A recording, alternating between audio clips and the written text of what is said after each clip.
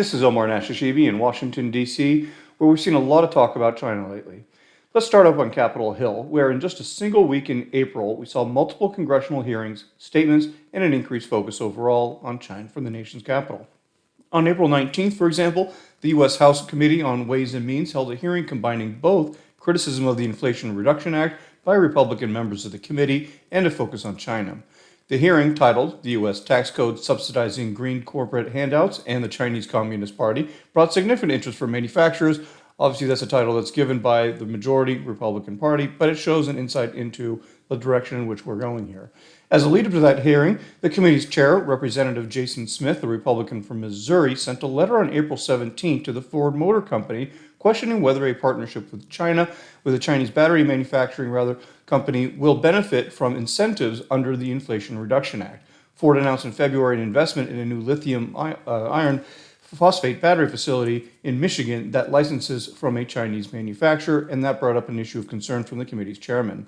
Another hearing, also in the Powerful Ways and Means Committee, came with the title "Countering China's Trade and Investment Agenda: Opportunities for American Leadership." At that April 18th hearing, lawmakers openly discussed stripping China of its permanent normal trade relations status. Now, we are a long ways away from taking PNTR away, and most doubt that current discussions will result in such disruptive action, with multiple bipartisan bills, though, already introduced in both the House and Senate.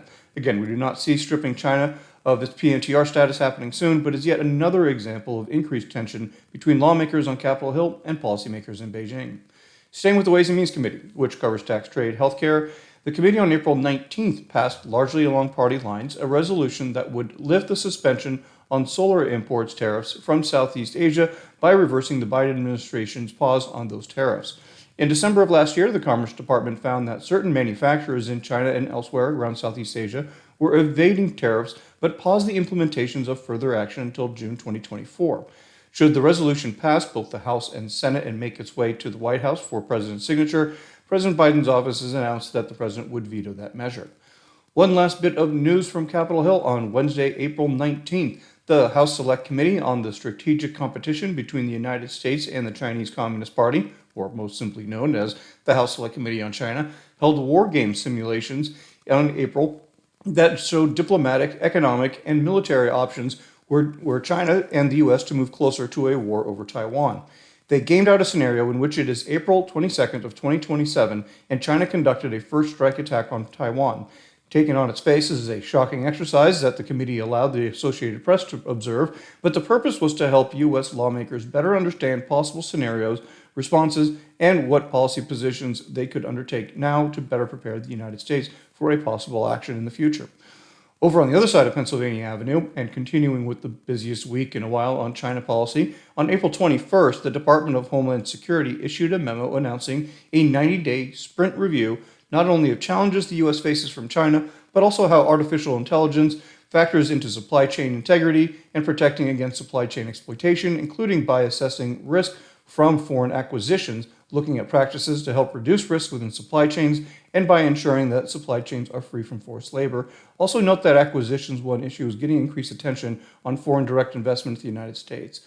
Lastly, a quick update on the China tariffs. The Office of the U.S. Trade Representative is still reviewing the Section 301 tariffs of 25% and 7.5% on more than 10,000 imports from China. The USTR is required by law to undergo that review and received 1,497 comments between November 2022 and January 23 as part of that review process that is still currently underway. The Nonpartisan Council on Foreign Relations went through the nearly 1,500 comments and excluded 286 of those that it found duplicative, left around 1,181 comments. By CFR's analysis, that came down to 4 submissions supported tariffs remaining in place on some products but not on others. 260 submissions supported the continuation of all the tariffs in place, and 917 submissions favored removal of tariffs on imports from China. While this is not an official government tally, and admittedly CFR calls for lifting the tariffs that were first imposed under former President Trump, the review by CFR does shed some light into the levels of support for maintaining the tariffs on imports from China from the public, despite continued pressure from some larger importers and others to lift those tariffs.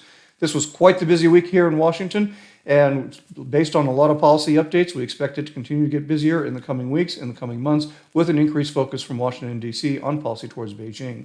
We'll continue to keep you up to date on the latest trade development and policy issues and tariffs, but as always, please reach out for more information.